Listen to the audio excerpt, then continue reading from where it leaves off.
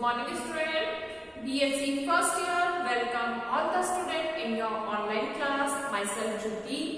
हम zoology paper first पढ़ रहे हैं जो कि है हमारा बायोडाइवर्सिटी एंड एवोल्यूशन या प्राणी विविधता व विकास। इसमें हमारा जो टॉपिक चल रहा है वो है अडेप्टेशन, और अडेप्टेशन में हम जो लास्ट पढ़ रहे हैं वो है एक तरीके से एनिमल एसोसिएशन, या एक तरीके से हम पढ़ रहे हैं बिहेवियरल व्यवहारिक अनुकूलन। तो हमने व्यवहारिक अनुकूलन की जब हमने बात करी थी तो हमने देखा था कि जिस तरीके से एनवायरनमेंट में क्या है कि बहुत सारे एनिमल्स जो है वो एक दूसरे के साथ रहते हैं, और पूरे एनवायरनमेंट में यानी कि इकोलॉजी में, पारिस्थितिक में सभी जीव जंतु एक दूसरे से किसी ना किसी तरीके से क्या करते हैं, इंटरेक्ट करते हैं। उनमें क्या होता है, सभी जीवों में एक दूसरे से चाहे वो उनमें मतलब हम कहें चाहे हानि के स्वरूप या लाभ के स्वरूप दोनों में क्या पाया जाता है, कुछ ना कुछ निर्भरता पाई जाती है। यानी कि एक तरीके से दोनों में क्या पाया जाता है, कुछ ना कुछ सहयोग पाया जाता है। तो इस तरीके से इनमें जो संबंध पाया जाता है उसको हम क्या कहते हैं, व्यवहारिक अनुकूलन में स्टडी करते हैं, या एक तरीके से एनिमल एसोसिएशन में इनको स्टडी करते हैं। तो एनिमल एसोसिएशन में जैसे सबसे पहले हमने क्या देखा था, सोशलिज्म देखा था।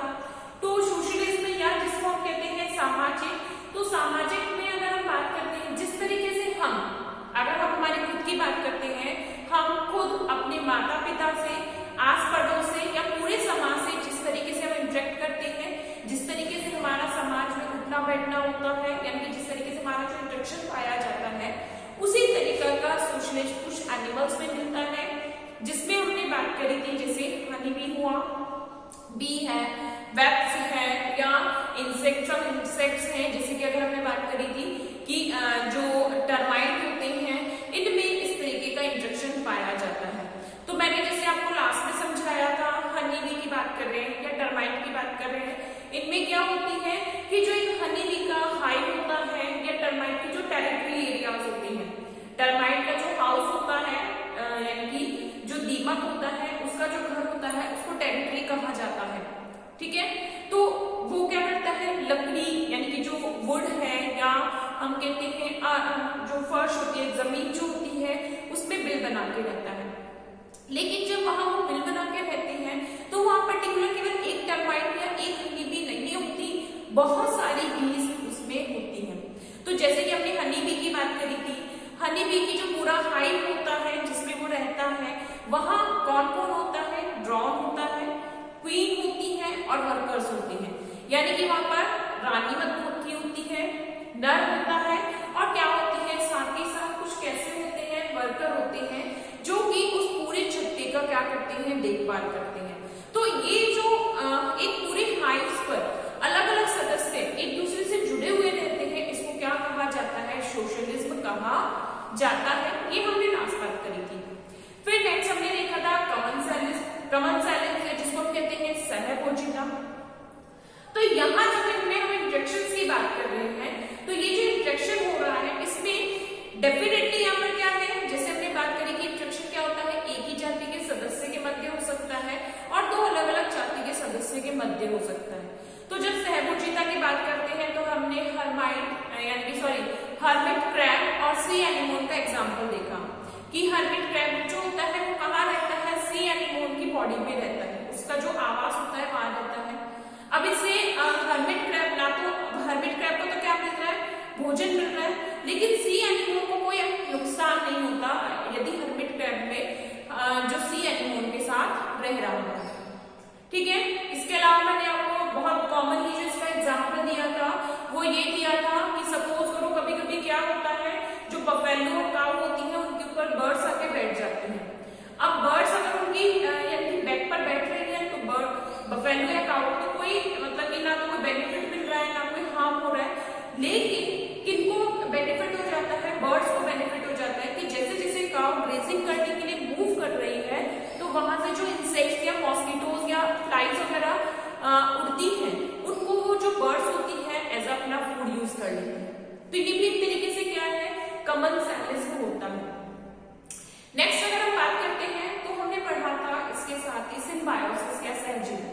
ठीक है, तो जैसे अगर हमने बात करी सिम्बायोसिस या सहजीवन की अगर हम बात कर रहे हैं तो इसमें भी क्या हो रहा है, यहाँ दो एनिमल्स के मध्य यानी कि दो जो एनिमल्स होंगे वो एक ही स्पीसीज के हो सकते हैं या दो अलग अलग स्पीसीज के हो सकते हैं। दो जो एनिमल्स होते हैं इनके बीच में इंटरेक्शन इतना क्लोज इंटरेक्शन होता है कि दोनों एक दूसरे के बिना यानी कि दोनों एक दूसरे से अलग यदि है तो उनका लाइफ सर्वाइवल नहीं होगी। जैसे अगर हम बात करते हैं लाइकेन, बहुत बेस्ट एग्जाम्पल माना जाता है लाइकेन या लिचन। इनमें क्या होता है कि लाइकेन और लिचन में एक पार्ट होता है एल्गी का और एक पार्ट होता है किसका, फंगस का यानी कि फंजाई का। तो ये दोनों एक दूसरे के साथ क्या करते हैं, एसोसिएट रहते हैं। तो लाइकेन को क्या करता है, लाइकेन कैसा है, ऑटोट्रॉपिक्स होते हैं, सॉरी जो एल्गी पार्ट होता है वो कैसा होता है, ऑटोट्रॉपिक्स होता है। यानी कि जो शैवाल भाग होगा वो क्या कर सकता है, वो अपना भोजन स्वयं बना सकता है, और जो कवक भाग होता है वो क्या कर सकता है, वो अपना भोजन स्वयं नहीं बना सकता। तो वो शैवाल भाग से वो क्या मिल लेता है, फूड लेता है, और लाइकेन का जो कवक भाग होता है वो शैवाल भाग को क्या देता है, शेल्टर देता है या आवास देता है, न्यूट्रिशन देता है। तो इस तरीके से दोनों ही अगर हम एल्गी और जो कवक पार्ट है दोनों को यदि अलग कर देते हैं तो लाइकेन का जो अगर हम कहें स्ट्रक्चर है वो कंप्लीट नहीं होता, यानी कि दोनों में एसोसिएशन होता है। इसके अलावा यदि हम बात करते हैं कि बहुत सारे एनिमल्स ऐसे होते हैं जिनकी बॉडी में क्या पाए जाते हैं, प्रोटोजोआ पाए जाते हैं। जैसे कि अगर हमने बात करी किसमें, टर्माइट में जो होता है, टर्माइट में क्या पाया जाता है, फ्लैजेलेटेड प्रोटो ट्राइकोनिम्फा पाया जाता है। अब क्या हो रहा है, ट्राइकोनिम्फा को तो क्या मिल रहा है, आवास मिल रहा है, फूड मिल रहा है टर्माइट की बॉडी से। साथ ही साथ टर्माइट को क्या बेनिफिट हो रहा है, टर्माइट जो होता है वो क्या खा रहा है, लकड़ी खाता है। लकड़ी क्या है, सेल्यूलोज है। तो सेल्यूलोज को डाइजेस्ट करने के लिए क्या होती है, ये फ्लैजेलेट प्रोटोजोआ हेल्प करती है। तो इस तरीके से ये क्या हुआ हमारा, एक तरीके से एनिमल इंटरेक्शन एसोसिएशन या अडेप्टेशन की बात करें। इसी में ही फर्दर अगर हम आगे बात करते हैं तो पैरासिटिज्म भी जो हमने पढ़ा था, परजीविता भी किसका एक भाग है, एनिमल एसोसिएशन या बिहेवियर अडेप्टेशन का पार्ट होता है। तो पैरासिटिज्म के बारे में मैंने आपको पहले भी बताया था। पैरासिटिज्म क्या होता है कि यहाँ पर दो एनिमल के बीच में इंटरेक्शन है। एक एनिमल क्या होता है, होस्ट या परपोषी होता है, और दूसरा एनिमल क्या होता है, एक प्रे, यानी कि प्रे और प्रेडेटर कह सकते हैं, होस्ट भी कह सकते हैं। तो यहाँ पर दो एनिमल्स के बीच में इंटरेक्शन होगा, लेकिन जो हम परजीवी की बात कर रहे हैं यहाँ इंटरेक्शन में क्या होगा, वन स्पीसीज इज बेनिफिटेड, केवल एक स्पीसीज को क्या होता है, बेनिफिट होता है, and the second species definitely having a harm. एक स्पीसीज को तो क्या हो रहा है, बेनिफिट मिल रहा है, और दूसरी को क्या मिलता है, हार्म होता है। तो होस्ट को तो डेफिनेटली क्या होगा, हार्म ही होगा। जैसे हमने पेडिकुलस की बात करी थी कि एनिमल्स की बॉडी के ऊपर क्या पाई जाती है, जू पाई जाती है, पेडिकुलस पाई जाती है। अब जो भी होस्ट बॉडी है, परपोषी है, उसको तो क्या मिल रहा है, हार्म ही हो रहा है, क्योंकि वो उसका ब्लड सक कर रही है। और जो क्या है, जो पोषक है वो क्या कर रहा है, वो तो फूड ले रहा है, यानी वो तो ब्लड सक कर रहा है, तो उसको तो फूड मिल रहा है, लेकिन क्या हो रहा है, परपोषी को हार्म हो। तो इस तरीके से यहाँ एक स्पीसीज तो क्या होती है, बेनिफिटेड होती है, और एक स्पीसीज क्या होती है, हार्म होती है। तो नेक्स्ट कैटेगरी लिखेंगे परजीविता या पैरासिटिज्म। ठीक है, ये हमारे इसका लास्ट टॉपिक है। इसमें बिहेवियर अडेप्टेशन में जिसमें हम लिख रहे हैं पैरासिटिज्म या परजीविता।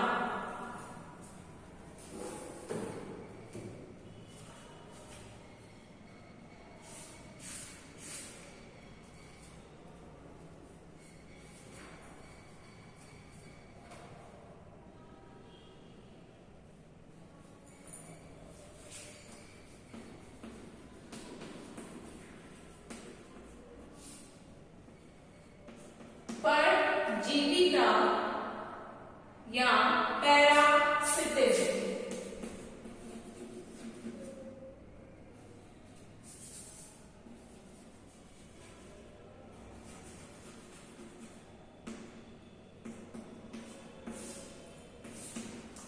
लिखेंगे इसमें इस प्रकार के संबंध में भी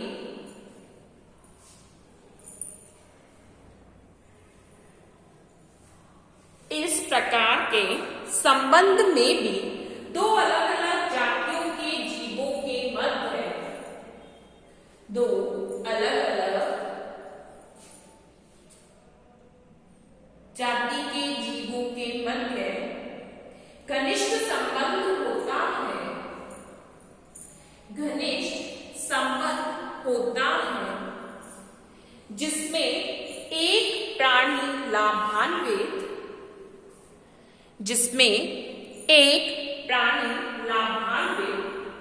व दूसरा प्राणी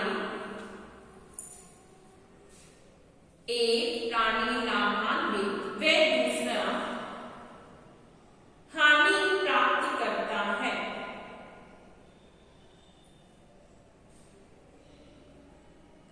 वह जीव जिसे लाभ मिलता है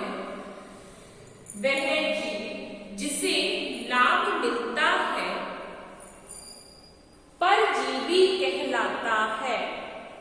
वह जीव जिसे लाभ मिलता है परजीवी कहलाता है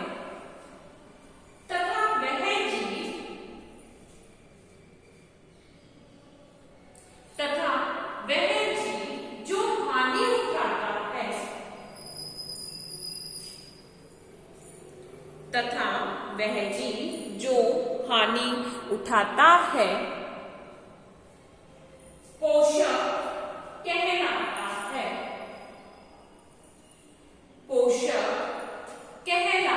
है। तथा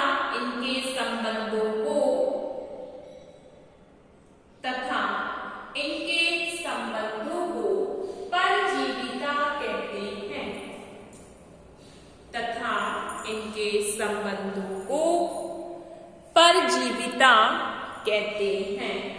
जैसे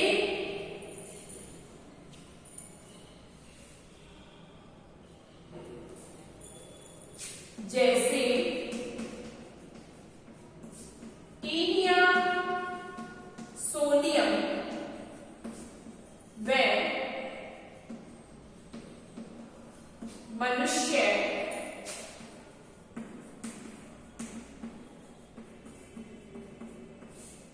फैसियोला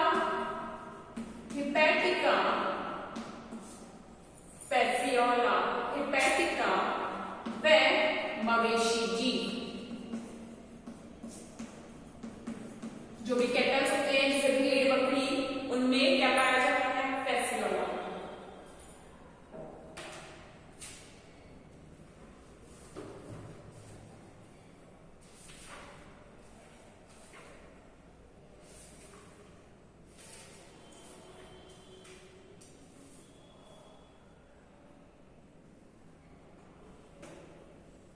क्या लिखेंगे हम पैरासाइटिक एडेप्टेशन लिखेंगे। In this type of adaptation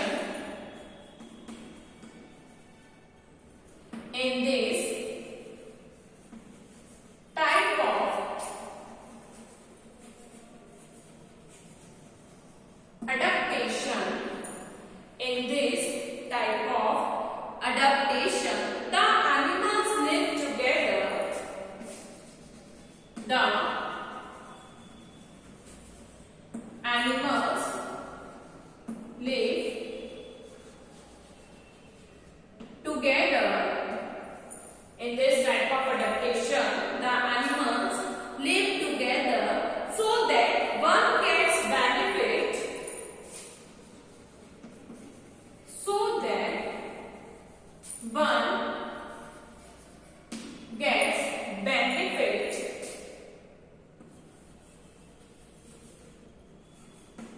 One gets benefits of the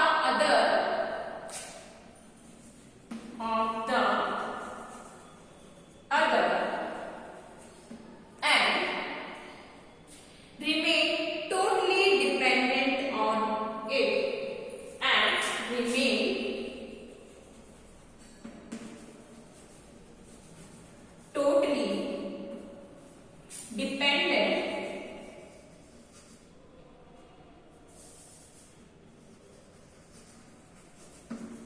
on it.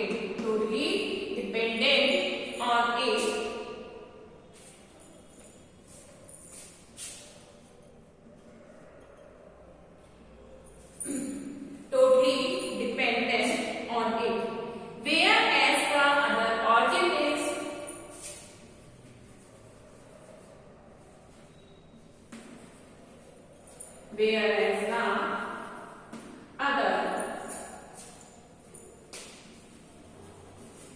organism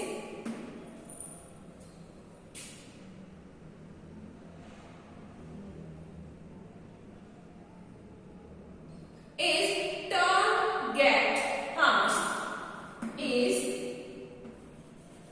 termed get harmed. Other organisms in turn get harmed by the presence of former. By the presence of former. By the presence of former. The former is known as parasite. The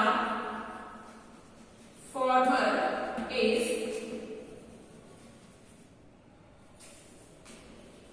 known as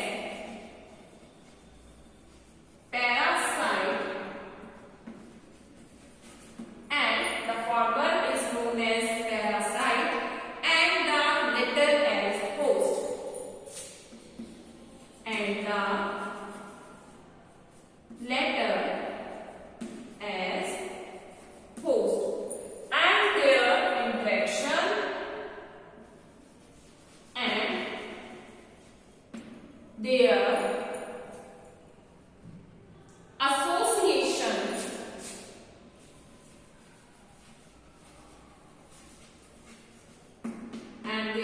association is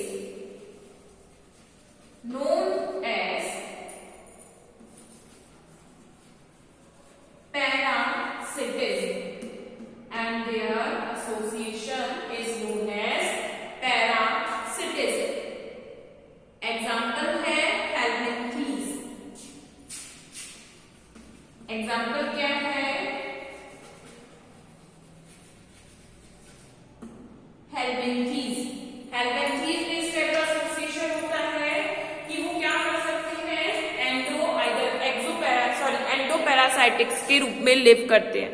तो ये हमारा chapter यही complete होता है। ठीक है, ये हमारा जो एडेप्टेशन वाला जो चैप्टर है यही कंप्लीट होता है। हम जो इसमें यानी कि इस यूनिट का जो नया टॉपिक पढ़ रहे हैं वो आता है हमारा बायोडायवर्सिटी एंड इट्स इंट्रोडक्शन।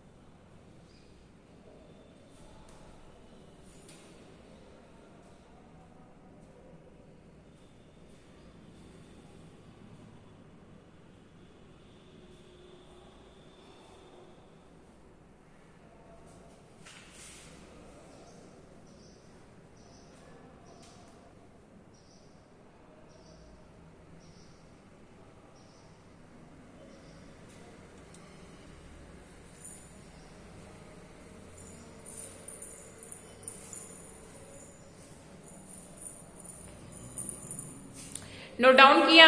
तो ये हमारा नया जो चैप्टर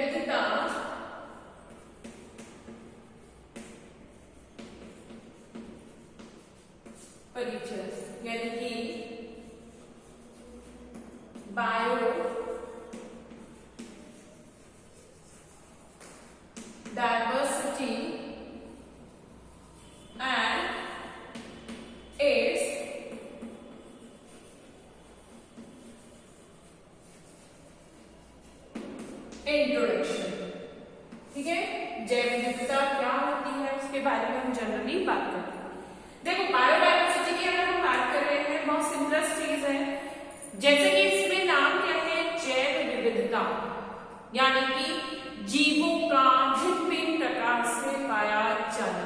हमने जो ये यूनिट जब स्टार्ट करी थी तो हमने क्या पढ़े थे, विभिन्न प्रकार के प्राणी भौगोलिक क्षेत्र पढ़े थे या जो जियोग्राफिकल रीजन्स पढ़े थे। तो जब हमने डिफरेंट टाइप के जो जियोग्राफिकल रीजन्स पढ़े थे तो हमने ये बात करी थी स्केल्टन ने क्या किया था, या हमने बात करी थी कि वेनस ने क्या किया है कि जो होल वर्ल्ड है यानी कि संपूर्ण संसार को 6 अलग अलग रीजन्स में डिवाइड किया। तो 6 अलग अलग रीजन में डिवाइड करने अगर उसने किया है तो उसके साथ साथ उसने क्या किया था, डिवीजन करने का जो मेन मोटिव था या जो मेन बेस जो था वो किसके अकॉर्डिंग था, एनिमल्स के अकॉर्डिंग, कि कौन से एनिमल ऐसे हैं जो कॉमनली पाए जाते हैं और कौन से एनिमल ऐसे हैं जो कि एक डिफरेंट एरियाज में ही मिलते हैं। तो उन्होंने इसके अकॉर्डिंग पूरी जो अर्थ है उसको 6 अलग अलग रीजन्स में बांटा था। तो यही मेन चीज क्या होती है, बायोडाइवर्सिटी होती है। इट मींस कि जीव, बायो मतलब क्या होता है, लाइफ, यानी कि बहुत सारे जीव ऐसे हैं जो कि क्या होते हैं, मतलब अराउंड द वर्ल्ड पाए जाते हैं, कि कुछ कॉमनली जीव ऐसे हैं जो कि क्या होते हैं, संपूर्ण संसार में मिलते हैं, लेकिन कुछ जीव ऐसे भी हैं जो पर्टिकुलर केवल एरिया में ही पाए जाते हैं। तो इस तरीके से जीवों में क्या मिलता है, विभिन्नताएं मिलती है, उसी को ही हम कलेक्टिवली क्या कह देते हैं, बायोडाइवर्सिटी कहते हैं या जैव विविधता कहते हैं, कि जीव जो कि संरचना में समान दिखते हैं, आकार में समान दिखते हैं, फिर भी उनमें क्या होती है, कुछ ना कुछ विभिन्नताएं पाई जाती है। जैसे अगर हम बात करें एंट, और हम चींटी और चींटे की ही बात करते हैं। चींटी बहुत छोटे साइज की होती है, ठीक है, और अगर हम चींटे की बात करते हैं तो साइज कैसा है, बड़ा है। काऊ और ऑक्स की बात कर रहे हैं, यानी कि अगर हम बात कर रहे हैं किसकी, गाय और बैल की, दोनों एक ही कैटेगरीज में हैं, तो भी उनमें क्या है, दोनों का कलर भी अलग होता है, दोनों की बॉडी का आकार अलग अलग होता है। तो जीवों में क्या होता है, जीव जो है कुछ दिखने में समान होते हैं, लेकिन फिर भी क्या होती है, उनमें अलग, उनमें क्या पाई जाती है, विभिन्नताएं पाई जाती है। जैसे अगर हम बात करते हैं कैट फैमिलीज की, कैट फैमिलीज में अगर हम बात करते हैं कि जो लॉइन होता है वो एक कैट फैमिली का ही मेंबर है, और उस लॉइन को यानी कि कैट फैमिली में हमारी कौन सी आती है, डोमेस्टिक कैट भी आती है। अगर हम बात करते हैं शेर की और बिल्ली की, तो बिल्ली भी एक कैट फैमिली का ही मेंबर है और लॉइन भी कैट फैमिली का ही मेंबर है। दोनों के फीचर्स में यानी कि दोनों के रंग रूप आकार में भिन्नता पाई जाती है, लेकिन कलेक्टिवली कुछ फीचर्स ऐसे होते हैं जो उनमें कॉमन है, कुछ फीचर ऐसे हैं जो कि उनको अलग करते हैं। तो ये इस तरीके से इनमें कुछ समानताओं का पाया जाना और उनमें विभिन्नताओं का पाया जाना ही क्या होता है, डाइवर्सिटी कहलाता है। तो अगर हम डाइवर्सिटी की बात करते हैं तो हमारे संपूर्ण जो अर्थ है, या हम बात करें थ्रू आउट द वर्ल्ड की बात करते हैं, तो क्या होता है, हर क्षेत्र में अलग अलग जीव पाए जाते हैं। अगर जैसे अगर हमने कहे नॉर्मली हमने ग्रुप जो क्रिएट किए हुए हैं, हमने कहा कि बर्ड्स हैं, सरीसृप है, तो हमने उनको क्या किया, उनका एक कॉमन कैरेक्टर क्या था कि रेंगकर चलने वाले। तो रेंगकर चलने वाले यानी क्रीपिंग जो एनिमल्स होते हैं जिनमें क्रीपिंग मूवमेंट मिलता है, उनको हमने रेप्टाइल्स कहा। लेकिन रेप्टाइल्स भी क्या है कि जब हमने कलेक्टिवली उनको रेप्टाइल्स कहा हुआ है, फिर भी उनमें क्या होता है, जो एनिमल्स उनमें डिफरेंशिएशन होता है, कुछ में कलर का डिफरेंस है, आकार में डिफरेंस हो गया, कुछ में साइज का डिफरेंस हो गया, किसी में सेज किसका हो गया, शेप का हो गया, या किसी में आवास का हो गया, यानी हैबिटेट का हो गया। तो कुछ चीजें समान होती हैं, लेकिन कुछ क्या होती हैं, अलग अलग मिलती हैं। उन्हीं सभी चीजों को हम कलेक्टिवली क्या कहते हैं, जैव विविधता कहते हैं। तो हम जो हमारा टॉपिक है वो क्या है, जैव विविधता, बायोडाइवर्सिटी। टॉपिक डालेंगे, हेडिंग हमारी क्या है, जैव विविधता या बायोडाइवर्सिटी।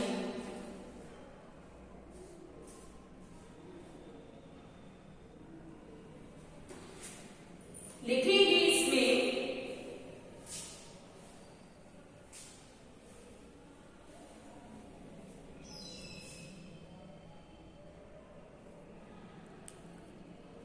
पृथ्वी पर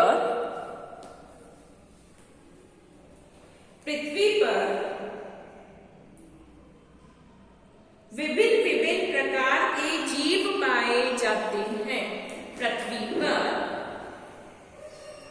भिन्न भिन्न प्रकार के जीव पाए जाते हैं। उन जीवों में से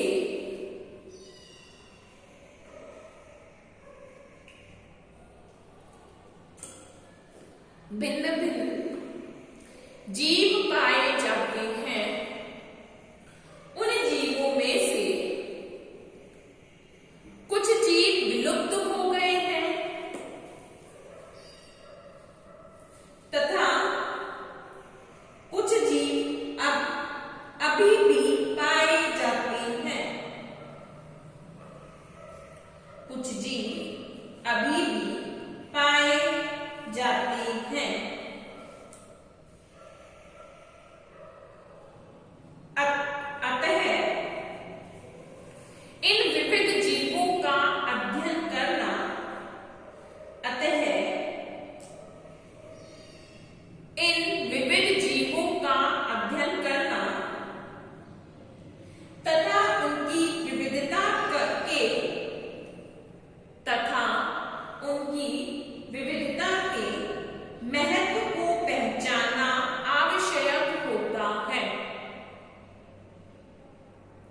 उनकी विविधता के महत्व को पहचानना आवश्यक होता है।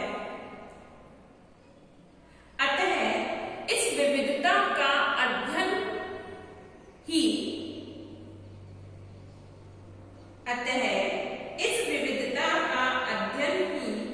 जैव विविधता या प्राणी विविधता कहलाता है। अतः इस विविधता का अध्ययन ही जैव विविधता या प्राणी विविधता कहलाता है।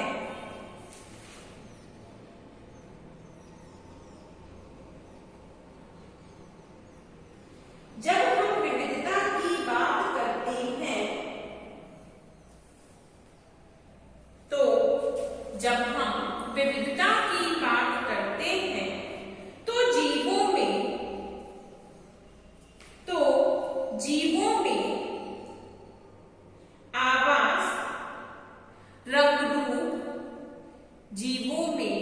आवास, रंग रूप, भोजन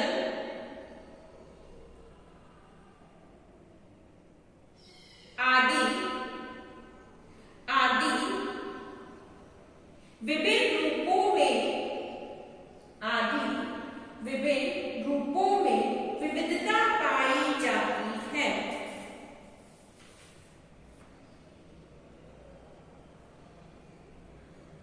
विविधता पाई जाती है। जीवों में पाई जाने वाली विविधताएं निम्न हैं। जीवों में पाई जाने वाली विविधताएं निम्न हैं।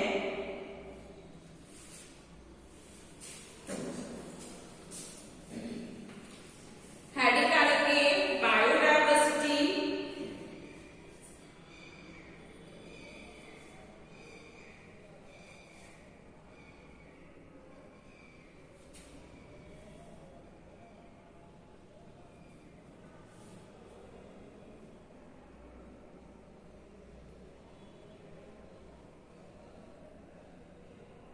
लिखेंगे बायोडायवर्सिटी और animal diversity.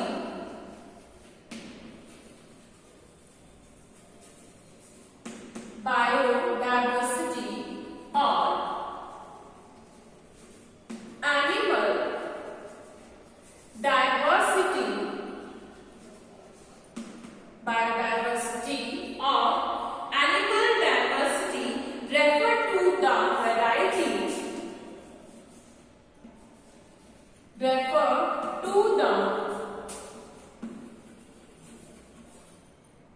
varieties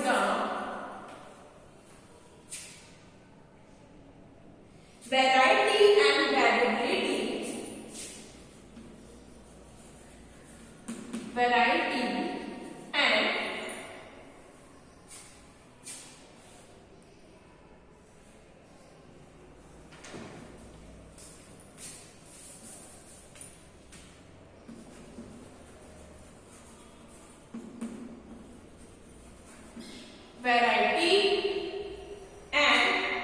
variability of life.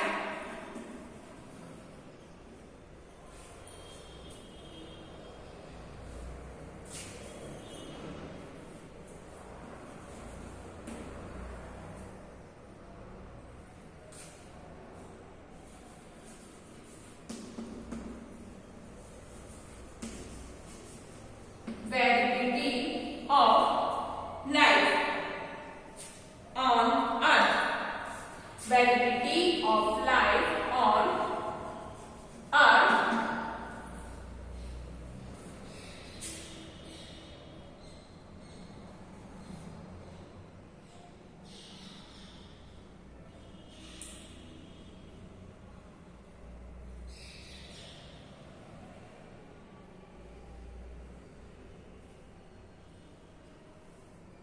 There are three main changes.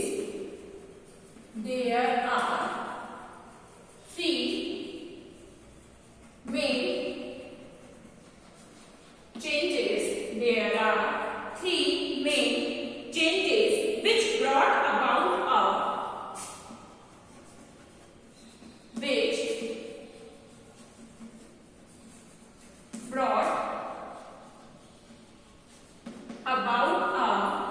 there are main three changes which brought about the spread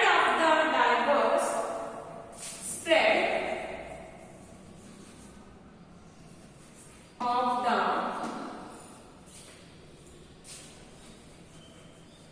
diverse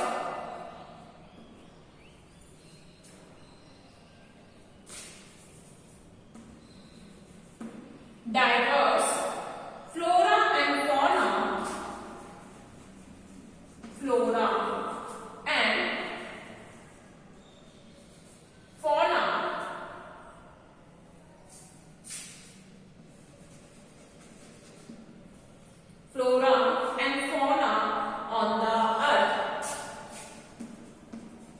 on the earth. These three are कौन से थ्री कैरेक्टर्स हैं? Increase in complexity,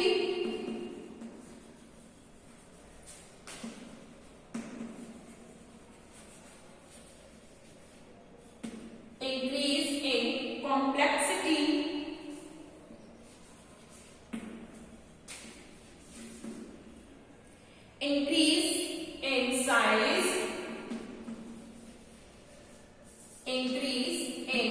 size, and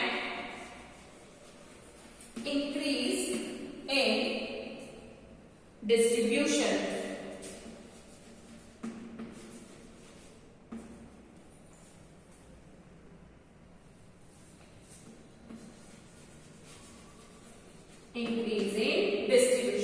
ठीक है, आज की class हमारी यही complete होती है।